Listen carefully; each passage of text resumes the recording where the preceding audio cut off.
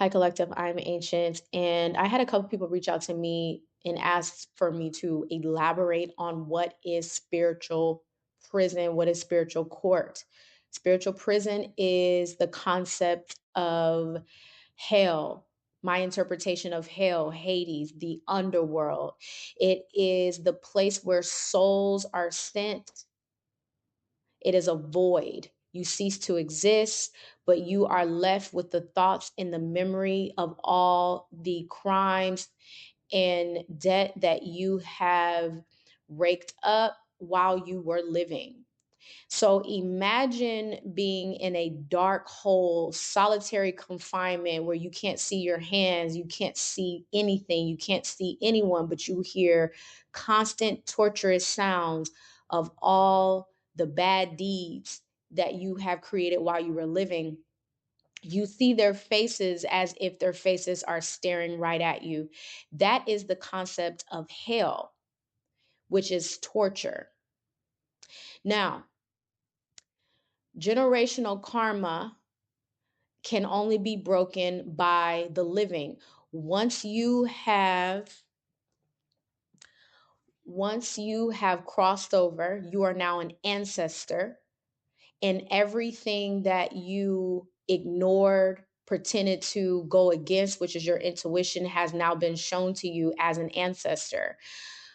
The unfortunate reality of spiritual prison is that you have now been cut off from your bloodline, and that your sentencing is not only based on the negative deeds that you've done while you were living, but it's also based off the deeds of your children and your children's children, because karmic debt can only be paid through philanthropy work.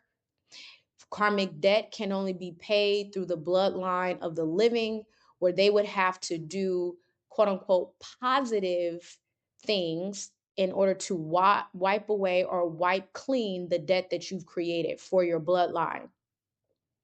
However, because the soul is now locked up in spiritual prison, being tortured by the thoughts and the memories of all the negative deeds that they've done, they can't get away from it. They can't run from it. They can't drink. They can't drink it away, because that's what you would do while you were living, right? You know, the torturous things that you do. What do? You get on drugs so you can numb the pain, so you can ignore it, or you can't do that in spiritual prison. That's why it's torturous. Um, you're cut off from your bloodline, so you can't send them signs. But when the soul crosses over as an ancestor and you're subjected to spiritual prison, that's your sentencing, you can no longer connect with your family. So you can't even tell them, hey, I'm here in spiritual prison and I'm sentenced for all eternity until someone in the bloodline fix the karma that I've created on earth. You can't do that. That's why it's torturous. It's meant to be that way. It is time for accountability. Now, the karmic debt can be repaid through the birth of a soul.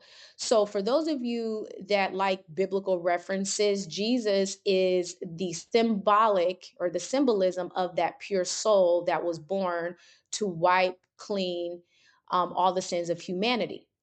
The difference is, for what I teach and my interpretation, is that this is related to your own bloodline. So someone in your bloodline will have to be born of a pure soul. When I say pure soul, it doesn't mean that they're perfect, but their reason for being born is to fix the karmic deeds of their family, to right the wrongs of the bloodline.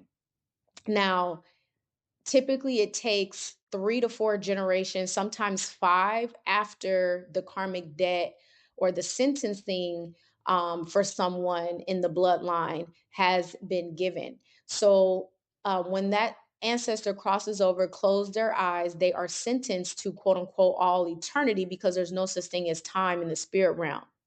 One day on earth could feel like a million years in a spiritual prison. So the karmic debt can be paid, but it only can be done by the living.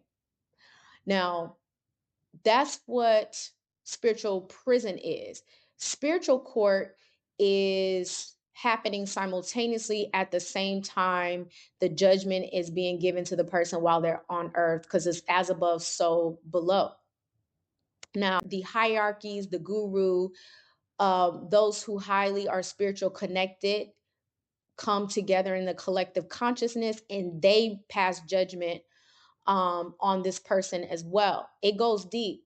This is also spiritual court is based off of your ancestral lineage as well. So for the ancestors who are not in spiritual prison, that are free souls also collectively come together in the hierarchy and they make a decision on what soul is going to be the soul to free the karmic debt that has been created by the bloodline, and they also create the sentencing for the actual person or soul that has now crossed over who has created all the negative deeds. Now, it is whew, as above, so below. So there is accountability. Unfortunately, certain religions teach that you can do whatever you want and ask for forgiveness, and that's just that. Well, no, because if you actually read biblical references, if you read the Old Testament, there's a story about David, and I'm not trying to get Christian on people, but unfortunately, there will be a lot of pastors and preachers that are going to spiritual prison because they have perverted and misused the Bible and exploited the Bible for their own wrongdoings. And then they use excuses and say, well, it's between me and God. No, it's not. It's actually more than just that. It's not just about you, it's also about your entire blood lineage that is also going to be held accountable because you, as a man of God or a woman of God, have chosen to use the Bible and go against its teachings and not even teach properly what it says. If you're going to be about that life, be about that life. So unfortunately, there will be a lot of pastors, preachers, people in positions of authority as it relates to the faith, whether it's Catholicism, no matter what you practice, there's a lot of people that will be going to spiritual prison. Some people will end up in spiritual prison. Some won't. It depends on what you do in the hereafter, and it depends on what you have done while you have been living. Now, is it possible for you to fix your karmic debt while you are living? Absolutely. Absolutely. If you've done wrongdoings, it is possible for you to fix your karmic debt while you are still alive. And as a matter of fact, you are given opportunity and chances to fix your karmic debt while you are living. It's about whether or not you heed the call. It's about whether or not you listen to your intuition. It's about whether or not you are receptive to it. It's about repentance. So, spiritual court is a place for souls that have created so much karmic debt that needs to be repaid. So, they're sentenced to spiritual torture where they are remembering every single deed constantly on replay. And that's what makes it torturous. And there's no way around it. It's like not being able to sleep, not being able to lay down, nothing. You're a soul, you cease to exist. That's what make it torturous. That is considered hell.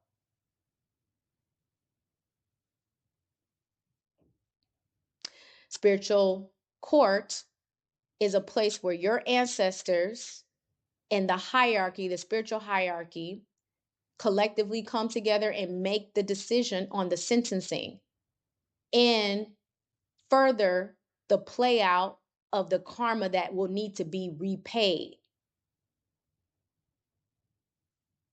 Whether that be the bloodline loses every dime, whether that be sickness and famine, poverty, death. Once you close your eyes, you become an ancestor, you become all knowing. By the time you close your eyes, you realize that you should have took life seriously. Once you close your eyes, you realize that your ancestors, now you're an ancestor, but your ancestors had tried to get in contact with you, connect with you, tell you to change your ways. You chose not to. By the time you close your eyes, for those who hold positions of power and authority and influence, who have manipulated the collective consciousness through lies and programming, they will be in spiritual prison. I also want to clear something up.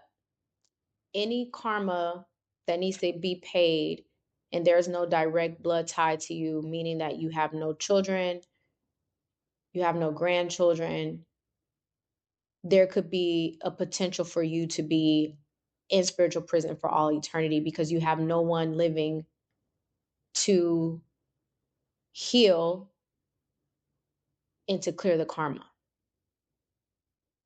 That's another aspect of spiritual prison.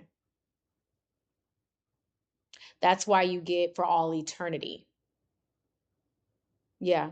If the karmic debt is never cleared, paid for, your soul will be in spiritual prison for all eternity.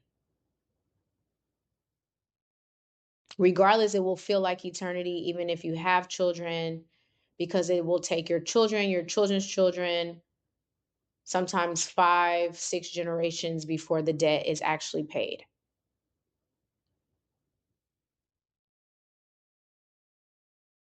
All right. Ooh, I'm going to leave it here. Thank you so much for listening, and I'll talk to you soon.